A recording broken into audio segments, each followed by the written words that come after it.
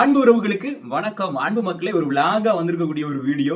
திரும்பியும் அறைக்குள்ள உட்காந்து உங்ககிட்ட பேசிக்கிட்டு இருக்கேன். ஆமா மக்கள், இன்னைக்கு காலையிலே லாத்தரன் பசிலிக்காவை ஒரு விளாகா எடுத்து நம்ம மக்களுக்கு எப்படியாவது கொண்டு போய் சேர்த்துடணும். ஏன்னா ரொம்ப பியூட்டிஃபுல்லான ஒரு பேராலயம். அதை நம்ம ரூமுக்குள்ள உட்காந்து பேசுறதை காட்டிலும் அங்க போய் அதனுடைய அழகுகள், அதனுடைய தெளிவுகள் எல்லாத்தையும் நம்ம காமிச்சோம்னா ரொம்ப நல்லா இருக்கும் அப்படின்னு நினைச்சிட்டு போனேன். ஆனா என்ன நடந்து தெரியுமா? பாருங்க. அன்பு மக்களே, கோயில் இன்னைக்கு ரொம்ப கூட்டம். நான் ஏற்கனவே சொன்னது மாதிரி எப்படியாவது உள்ளே போயிடலாம் அப்படின்னு சொல்லி பார்த்தா கொஞ்சம் கஷ்டம் தான் நினைக்கிறேன். ஏறக்குறைய 1 கிலோமீட்டருக்கு மேலே இன்னைக்கு லைன் நிற்கிது. பார்த்தீங்கன்னா இதுதான் செக்இன். அந்த செக்இன் முடிச்சுட்டு தான் உள்ளே போக முடியும். பாருங்கள் எவ்வளவு பெரிய லைன், க்யூ வளைஞ்சு வளைஞ்சு வளைஞ்சு வளைஞ்சு நிற்கிறாங்க. நல்ல பெரிய க்யூ தான். பார்த்தீங்கன்னா அங்கே ஜெபம் பண்ணிட்டு இருந்தாங்களே, ஃபோட்டோ எடுத்துகிட்டு இருந்தாங்க, அந்த குரூப் இப்போ வந்து நிற்கிது. இது வரப்போகுது லைனு. இன்னும் இங்கேருந்து ஆட்கள் நிறைய பேர் வந்துக்கிட்டே தான் இருக்கிறாங்க. அப்படி என்ன இந்த கோயிலினுடைய சிறப்பு அம்சங்கள் அப்படின்னு உங்களுக்கு தோணலாம். நம்ம ஒவ்வொன்றா பார்க்கலாம். வெளியே இருந்தே நான் ஒரு சிலதை சொல்லிடலாம் அப்படின்னு நினைக்கிறேன். வாங்க ஒரு இடத்த பார்த்து நம்ம. அவ்வளவு கூட்டம் காலையிலிருந்து சாயங்காலம் மீண்டும் ஒரு முறை முயற்சி பண்ணேன். எப்பொழுதுமே இதே கூட்டம் அப்படியே இருந்துச்சு. அதனால டேய் போதும், கிளம்பிடுறா, இடத்த காலி பண்ணிடலாம் அப்படின்னு சொல்லிட்டு நான் என்னுடைய அறைக்கு வந்துட்டேன். அன்பு மக்களே, இந்த லாத்தரன் பசிலிக்கா அவ்வளவு முக்கியமா நம்முடைய வரலாற்றுல அப்படின்னா உங்களுக்கு தெரிஞ்சிருக்கும். ஞாயிற்றுக்கிழமை நம்முடைய ஆண்டவர் இயேசு கிறிஸ்துவினுடைய திருவிழாக்களை மட்டும்தான் நம்ம கொண்டாடுவோம். அன்னை மரியாவுக்கோ அல்லது மற்ற புனிதர்களுக்கோ எந்த திருவிழாவையும் நம்ம கொண்டாட மாட்டோம். காரணம், ஞாயிற்றுக்கிழமை ஆண்டவர் இயேசுக்கான நாள். அது இட்ஸ் லார்ட்ஸ் டே அப்படிங்கிறது உங்களுக்கு தெரிஞ்சிருக்கும். வழிபாட்டு கேலண்டர்ல நமக்கு அப்படிதான் அமைக்கப்பட்டிருக்கும். ஆனாலும் இந்த லாத்தரன் பசிலிக்கா நேர்ந்தளிப்பை நம்ம இன்னைக்கு ஞாயிற்றுக்கிழமை உலகம் எங்களும் கொண்டாடுறோம் அப்படின்னா உங்களுக்கு அதுவே முதல் காரணமா இருந்திருக்கும். அது எவ்வளவுக்குள்ள முக்கியம்னு சொல்லிட்டு. ஏன் முக்கியம்? வரலாற்றுல 2000 ஆண்டுகள்ல இந்த லாத்தரன் பசிலிக்கா என்னத்தெல்லாம் தாங்கி வந்திருக்கு அப்படிங்கறத குறித்து தான் இந்த காணொலியில நம்ம பார்க்க போகிறோம். காணொலியை கடைசி வரைக்கும் பாருங்க. நிறைய விடயங்கள் உங்களுக்கு இன்ஃபர்மேட்டிவா இருக்கும், புதுசா இருக்கும். ஏன்னா எனக்கே நிறைய புதிதாகத்தான் இருந்தது. வாங்க காணொலிக்குள்ள போகலாம். அன்பு மக்களே, இதுவரைக்கும் நம்ம சேனலை சப்ஸ்கிரைப் பண்ணாம இருக்கிறீங்களா?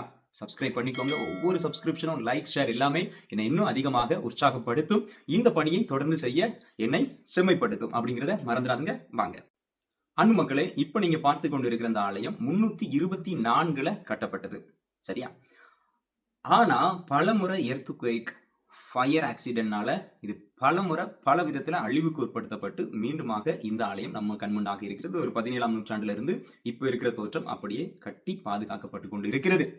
அன்பு மக்களே, இந்த ஆலயத்திற்கு ஏன் லாத்தரன்? நிறைய பேர் ஆங்கிலத்துல சென்ட் ஜான் லாத்தரன் அப்படின்னு சொல்லுவாங்க. நான் கூட முதல்ல நினைச்சேன் லாத்தரன் அப்ப ஏதாவது செயிண்டா இருக்குமோ அப்படின்னு சொல்லிட்டு வந்த புதுசுல ரோமைக்கு.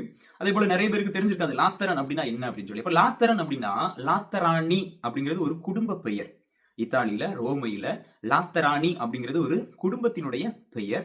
அந்த குடும்பத்தினுடைய நிலத்தை 2ஆம் நூற்றாண்டுல 2-3ஆம் நூற்றாண்டுல தொடக்கத்துல கிறிஸ்தவர்களை கொடுமை பண்ணி கொண்டிருந்தவர் எம்பரர் நேரோ இல்லையா? இந்த நேரோ என்ன பண்ணிருக்காரு அப்படின்னா, இந்த லாத்தராணி அப்படிங்கிற அந்த குடும்பத்தில இருந்து இந்த நிலத்தை புடுங்கிருக்காப்ல. திரும்ப 313ல கான்ஸ்டன்டைன் நோபல் ஈடிக்ட் ஆஃப் மிலன்லாம் சொல்லி இனி ரோமை அப்படிங்கிறது கிறிஸ்தவத்தினுடைய தலைமையிடமாக, கிறிஸ்தவத்தை நம்ம அபிஷியலா எல்லாரும் நம்ம அக்செப்ட் பண்றோம், நம்ம எல்லாரும் கிறிஸ்தவர்களாக மாறுகிறோம் அப்படின்னு சொன்னதுக்கு பிறகு 324ல இந்த ஆலயம் கட்டி முடிக்கப்படுகிறது, நேர்ந்தளிக்கப்படுகிறது. அதான் நவம்பர் 9வது நாள் இன்று. ஓகே, அப்போ இந்த லாத்தரன் அப்படிங்கிறது அந்த நபர்களை நம்ம பெருமைப்படுத்த வேணாம். இது அவர்களுடைய இடம் அப்படிங்கிறதுக்காக கிறிஸ்தவத்திற்குள் வந்த கான்ஸ்டன்டைன் அப்படிங்கிற அந்த பேரரசர் லாத்தரன் அப்படிங்கிறத இந்த இடத்திற்கு கொடுக்கிறார். இன்னைக்கு வரைக்கும் இது பக்கத்திலேயே ஒரு மிகப்பெரிய ஒரு யூனிவர்சிட்டி, பல்கலைக்கழகம் இருக்கு. அதுக்கு பேர் கூட லாத்தரன் யூனிவர்சிட்டி தான். நம்முடைய குருக்கள் நிறைய பேர் அங்க படிச்சிருப்பாங்க, நிறைய பிஷப்ஸ் அங்க படிச்சிருப்பாங்க. அதை ஒட்டி இருக்கிற ஒரு மிகப்பெரிய பில்டிங், அதை பத்தி நம்ம பேசுவோம். அப்ப இந்த லாத்தரன் அப்படிங்கிறது எந்த புனிதரையும் குறிக்கல, ஆனா சென்ட் ஜான் அப்படிங்கிறது புனிதர்களை குறிக்குது. நான் இப்ப காமிக்கிறவங்களுக்கு வீடியோல மேல எழுதப்பட்டிருக்கிறோம். இவர்கள் யார் அப்படின்னா, இந்த ஆலயத்தினுடைய 2வது துணை பாதுகாவலர்கள் 2 பேர். ஒன்னு புனித திருமுழுக்கு யோவான், 2வது புனித யோவான் நற்செய்தியாளர். அப்ப இவங்க 2 பேரும் துணை பாதுகாவலர். அப்போ மெயின் பாதுகாவலர் யாரு அப்படின்னு சொல்லி பாத்தீங்கன்னா, தலைவர் மேல நிக்கிறாரு பாருங்க, சிலுவையை பிடிச்சிட்டு நான் தான் அப்படின்னு சொல்லிட்டு. எஸ், நம்ம ஆண்டவர் இயேசு கிறிஸ்து நம்முடைய மீட்பர், ரிடீமர். இது ஒரு உலக இரட்சகர் ஆலயம் தான் இதனுடைய மெயின் பாதுகாவலராக இருக்கக்கூடியவர். இந்த ஆலயம் நம்முடைய ஆண்டவர் ஹோலி ரிடீமர், ஹோலி சேவியர், என்ன வேணாலும் நீங்க பேர் சொல்லிக்கலாம் ஆங்கிலத்துல. அவருக்காக ஒப்பு கொடுக்கப்பட்டதுதான் இந்த ஆலயம். அப்ப உங்களுக்கு லாத்தரன் அப்படின்னா என்ன அப்படின்னு சொல்லி தெரிஞ்சிருக்கும். அன்பு மக்களே, இன்னைக்கு ரோமையினுடைய மையம் எது அப்படின்னா தெர்மினி, அந்த இடத்த சொல்லுவாங்க. ஆனா அந்த காலத்துல இருந்து ரோமையினுடைய மையம் என்ன அப்படின்னா சென்ட் ஜோவானி. சென்ட் ஜோவானி அப்படின்னா யோவான். யோவான் அப்படிங்கிறதா இட்டாலியன் பிளஸ் லாட்டின் ரெண்டுலையுமே ஜோவானி அப்படின்னு நம்ம சொல்லுவோம். அப்ப இந்த இடம் தான் ரோமையினுடைய மைய பகுதியாக பல ஆண்டுகள் இருந்திருக்கிறது. ஏன் இன்னைக்கு கூட டிரான்ஸ்போர்டேஷனை பொறுத்தவரையில தெர்மினி மையம் அப்படின்னா இன்னைக்கு முக்கியமான இடம் ரோமையில் அப்படின்னா இந்த சென்ட் ஜோவானி, அங்கதான் அந்த ஆலயம் இருக்கிறது. அன்பு மக்களை, இன்னொரு முக்கியமான விடயம், 3வது நூற்றாண்டு அந்த 313க்கு அப்புறத்துல இருந்தே ஏறக்குறைய 1400வது ஆண்டு வரைக்கும் எல்லா திருத்தந்தையர்களும் தங்கியிருந்தது எங்கதான்? இங்கதான். ஏன்னா உங்களுக்கு தெரியுதான், ரோமை மறை மாவட்டத்தினுடைய மேற்றாசன ஆலயம். சரியா? அப்ப இங்கதான் எல்லா திருத்தந்தையர்களும் தங்கியிருந்தார்கள். 14ஆம் நூற்றாண்டுக்கு அப்புறம் திருச்சபையில் ஒரு பிரச்சனை உண்டு, உங்களுக்கு தெரிஞ்சிருக்கும். ஒருவேளை அவிஞான் அப்படின்னு ஒரு இடம் பிரான்ஸ்ல. அதன் பிறகு வந்த பிறகுதான் வத்திக்கானுக்கு தலைமை பீடம் மாறுகிறது. திருத்தந்தையர்கள் இன்று வரைக்கும் வத்திக்கான்ல இருக்காங்க. அப்ப இந்த இடத்துல குறிப்பா நிறைய திருத்தந்தையர்கள் தங்கி வாழ்ந்திருக்கிறார்கள். குறிப்பா நான் இப்ப உங்களுக்கு ஒரு பில்டிங் காமிக்கிறேன். இந்த பில்டிங்ல தான் நிறைய திருத்தந்தைகள் தங்கி இருக்கிறாங்க. இப்பொழுது இந்த பில்டிங் பலாட்சோ அப்படின்னு சொல்லிட்டு அதை சொல்லுவோம், பேலஸ். அது இப்பொழுது எங்களுடைய மறை மாவட்டம், நான் இப்ப இருக்கிற ரோமை மறை மாவட்டத்தினுடைய டயசிஸ் மறை மாவட்ட அலுவலகமாக அது பயன்படுத்தப்பட்டு கொண்டு இருக்கிறது. எங்களுடைய எல்லா காரியங்களுக்கும் நாங்க அங்கதான், ஒரு கையெழுத்து வாங்கினாலும் அங்கதான் போனோம், ஏதாவது ஒரு கார்டை ரினியூ பண்ணணும், எதற்கு எடுத்தாலும் நாங்க இந்த பேலஸ்குள்ள தான் போவோம். ரொம்ப நல்லா இருக்கும். உள்ள அங்க வீடியோலாம் எடுக்க முடியாது, அலௌட் இல்லை. அதனால நம்ம அதை பார்க்கல. ஆனா வெளியே இருந்து உங்களுக்கு இந்த தோற்றத்தை நீங்க பார்க்கலாம். அன்பு மக்களே, அடுத்ததாக கவுன்சில்ஸ். நம்ம தமிழ்ல சொல்லணும் அப்படின்னா மிக அழகாக திருச்சங்கங்கள் அப்படின்னு சொல்லுவோம். வத்திக்கான் முதல் திருச்சங்கம், வத்திக்கான் 2வது திருச்சங்கம். இப்ப கடைசியா நடந்தது அதுதான். சரியா? ஆனா வரலாற்றுல நீங்க பாத்தீங்க அப்படின்னா நிறைய நேரங்கள்ல நிறைய திருச்சங்கங்கள் நடந்திருக்கும். இந்த லாத்தரன் கவுன்சில் அப்படிங்கிற அந்த திருச்சங்கம் ரொம்ப ஃபேமஸ் ஆனது. அது இந்த லாத்தரன்ல வைத்து ஏறக்குறைய 5 கவுன்சில்ஸ் நடந்திருக்கிறது அப்படின்னு சொல்லி வரலாறு நமக்கு மிக தெளிவாக எடுத்து காட்டுகின்றது. எதற்காக கவுன்சில் அப்படிங்கறத உங்களுக்கு தெரிஞ்சிருக்கணும்.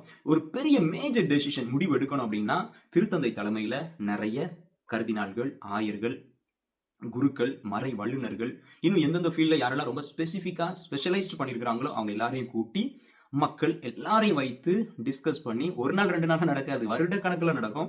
அது எல்லாமே இங்கதான் நடந்திருக்குது. குறிப்பா 5 கவுன்சில்ஸ் நடந்திருக்கு அப்படின்னு நமக்கு நம்ம இணையதளத்துல வாசிக்க முடிகிறது. அப்ப இது எல்லாமே இங்க இந்த லாத்தரனை மையப்படுத்தி தான் நடந்திருக்கிறது. குறிப்பா அதுல நம்ம சொல்லணும் அப்படின்னா நிறைய குருக்களுடைய வாழ்க்கை முறையில் அன்னைக்கு மாற்றங்கள், அவங்களுடைய டிசிப்ளின் எப்படி இருக்கணும் அப்படிங்கிறது எல்லாத்தையும் குறித்து நிறைய திட்டமிடல் இந்த லாத்தரன் கவுன்சில் அது இந்த இடத்துல தான் நடந்திருக்கிறது அப்படிங்கிறதையும் நம்மளால பார்க்க முடிகிறது. அன்பு மக்களே, இந்த ஆலயத்துல ரொம்ப முக்கியமானது, நான் இன்னொரு நாள் உங்களை உள்ள கூட்டிட்டு போய் காமிப்பேன். 12 அப்போஸ்தலர்களை மையப்படுத்தப்பட்டிருக்கும். எப்படி அப்படின்னா பீடத்திலையும் சரி ஹோலி ரெடீமர் இயேசு இருப்பாரு, சுத்தி 12 அப்போஸ்தலருடைய சின்ன சின்ன படங்கள் பொறிக்கப்பட்டிருக்கும். எனக்கு அது பியூட்டியா தெரியல. இது வரைக்கும் நான் பார்த்த ஆலயங்கள்லயே மிக உயரமான சுரூபங்களை கொண்ட அப்போஸ்தலர்களை கொண்டிருக்கிற ஆலயம் இதுதான்.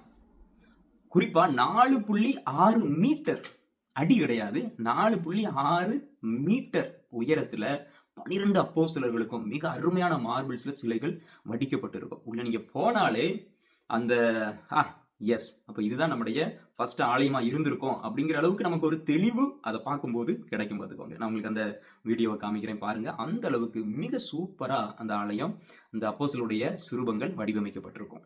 ரொம்ப முக்கியமான இன்னொரு விடயம் மக்களே, அப்போஸ்தலரான பேதுருவும் புனித பவுலடியாருடைய தலையினுடைய திருப்பண்டம் இந்த ஆலயத்திற்குள்ள குறிப்பா அந்த பீடத்திற்கு கீழே இருப்பதாக நமக்கு தெரிவிக்கப்படுகின்றன. ஒருவேளை நம்ம நேர்ல போனோம் அப்படின்னா உங்களுக்கு அதை நம்ம காமிக்கலாம். இப்ப தெரிஞ்சு வச்சுக்கோங்க, இதுவும் இங்க இந்த லாத்தரன் பேராலயத்துல தான் இருக்குன்னு சொல்லிட்டு. எதற்காக இது வைக்கப்பட்டிருக்கிறது உங்களுக்கு நல்லா தெரிஞ்சிருக்கும். நம்முடைய திருவையினுடைய 2 தூண்கள், 12 அப்போஸ்தலர்கள் தூண் தான், ஆனா ரொம்ப முதன்மையான தூண் யாரு அப்படின்னா பேதுருவும் பவுலடியாரும். அவருடைய ரெலிக்ஸ் திருப்பண்டங்கள் இந்த ஆலயத்துல பீடத்துக்கு கீழே இருக்கிறத நம்மளால பார்க்க முடிகிறது. இன்னொரு முக்கியமான விடயம், இங்கு திருத்தந்தையர்கள் மட்டும் தலைமையாக கொள்ளல, ரோமையில யாரெல்லாம் அரசராக முடிசூடுகிறார்களோ அந்த மன்னராட்சி இருக்கிறது வரைக்கும் அந்த அரசர்களுக்கு முடிசூட்டப்பட்ட இடமும் இந்த லாத்தரன் பேராலயம் தான். அதை நம்ம நல்லா தெரிஞ்சுக்கணும். அப்போ இது திருவைக்கு மட்டும் தலைமையகமாக இல்லை, மேலும் ரோமை அரசுக்கும் அரசியல் ஆன்மீகம் இரண்டினுடைய தலைமையகமாக இருந்தது இந்த லாத்தரன் பேராலயம். கடைசியா ரொம்ப முக்கியமானது, இப்போ வரைக்கும் ஏதாவது ஒரு அபிஷியல் ப்ரொசஷன், ஒரு பவனியா ஆரம்பிக்கணும் அப்படின்னா வத்திக்கானுக்கு போய் அது முடியும். ஆனா ஆரம்பிக்கிறது எங்க தான்? லாத்தரன்ல தான். லாத்தரன்ல ஆரம்பித்து வத்திக்கான்ல போய் முடியும். அன்பு மக்களை, இதோட சேர்த்து இன்னும் 1-2 நான் சொல்லிடலாம்னு நினைக்கிறேன். ரொம்ப முக்கியம், இன்னைக்கு உலகத்துல எல்லா இடங்களையும் பசிலிக்கா அப்படிங்கிறது இருக்கும், பேராலயம் அப்படிங்கிறது இருக்கும். ஆனா உலகத்துல மொத்தம் 4 பேராலயங்கள் தான் உண்டு. வேளாங்கண்ணி ஒண்ணா? இல்ல இல்ல இல்ல. பூண்டி மாதா? இல்ல இல்ல இல்ல இல்ல. பனிமய மாதா? தூத்துக்குடி? இல்ல இல்ல இல்ல. எல்லாம் பேராலயம் தான். ஆனா மேஜர் பசிலிக்கா அப்படிங்கிறது 4. அந்த 4மே ரோமையில இருக்குது. ஒன்னு புனித பேதுரு பசிலிக்கா, 2வது லாத்தரன் பசிலிக்கா, 3வது புனித பவுலடியார் பசிலிக்கா, 4வது மேரி மேஜர். அதை நம்ம ஏற்கனவே vlogல காமிச்சிருக்கோம், பார்த்திருக்கீங்களா? நீங்க அதை பார்க்கல அப்படின்னா நம்ம காணொலியில நீங்க தேடி பாருங்க, இருக்கும். அப்ப இந்த 4 பசிலிக்கா தான் மேஜர் பசிலிக்கா.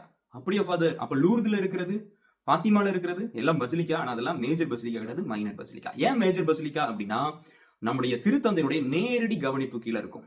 எல்லாமே அவருடைய நேரடி கட்டுப்பாட்டுக்குள்ள இருக்கும். நம்ம மத்ததெல்லாம் அந்தந்த கண்ட்ரி, அந்தந்த மறை மாவட்டத்திற்கு உட்பட்டு அது இயங்கும். ஆனா இது முழுக்க முழுக்க நம்முடைய ரோமை ஆயர், அவர் தான் திருத்தந்தை, அவருடைய கட்டுப்பாட்டுக்குள்ள, அவருடைய கவனிப்புக்குள்ள, அவருடைய கண்காணிப்புக்குள்ள இருக்கிறதுனால இது மேஜர் பசிலிக்கா. ஓகேவா? ஓகே, அவ்வளவுதான். நான் சொல்லணும்னு ஆசைப்பட்டது இன்னைக்கு அவ்வளவுதான். எதற்காக நம்ம உலகம் ஃபுல்லா கொண்டாடுறோம் அப்படின்னா, இது நம்முடைய தாய் ஆலயம், முதன்மையான ஆலயம். நம்ம எல்லோரும் ரோமன் கேத்தலிக். இதை குறித்து நம்ம இன்னொரு நாள் பேசணும். ரோமன் கேத்தலிக் அப்படிங்கிறது மட்டும் இல்ல, இந்த நாளை நம்ம கொண்டாடும் பொழுது நம்ம எல்லாரும் நம்ம தலைமை ஆயர் வழித்தோன்றல், பேதுருடைய வழித்தோன்றல், போப் திருத்தந்தை அவருடைய ஆளுகைக்குள்ள நாங்க இருக்கிறோம். இந்த திருஅவையினுடைய உறுப்பினராக நாங்க இருக்கிறோம். எங்களுக்கு எல்லாமே எங்களுடைய திருத்தந்தை சொல்வதை நாங்க அப்படியே கீழ்ப்படுகிறோம் அப்படிங்கிறது எல்லாற்றையும் இந்த திருவிழா மறைமுகமாகவும் நேர்முகமாகவும் நமக்கு சொல்லி தருகிறது. அதனாலதான் இந்த லாத்தரன் பேராலய அர்ச்சிப்பு நாளை உலகம் ஃபுல்லா கொண்டாடுறோம். எப்படி மக்களே, நிறைய காரியங்கள் உங்களுக்கு புதுசா இருந்துச்சு அப்படின்னா கண்டிப்பா சப்ஸ்கிரைப் பண்ணலன்னா சப்ஸ்கிரைப் பண்ணிக்கோங்க. இது வரைக்குமே நீங்க யாருக்குமே ஷேர் பண்ணல. நம்ம கத்தோலிக்க திருச்சபை பத்தி நீங்க சொல்லாம யார் சொல்லிக் கொடுக்க போறா? அதனால மற்றவர்களோடு இந்த காணொலியை பகிர்ந்து கொள்ளுங்கள். இணைந்திருப்போம், விழித்திருப்போம், ஜெபித்திருப்போம். God bless you.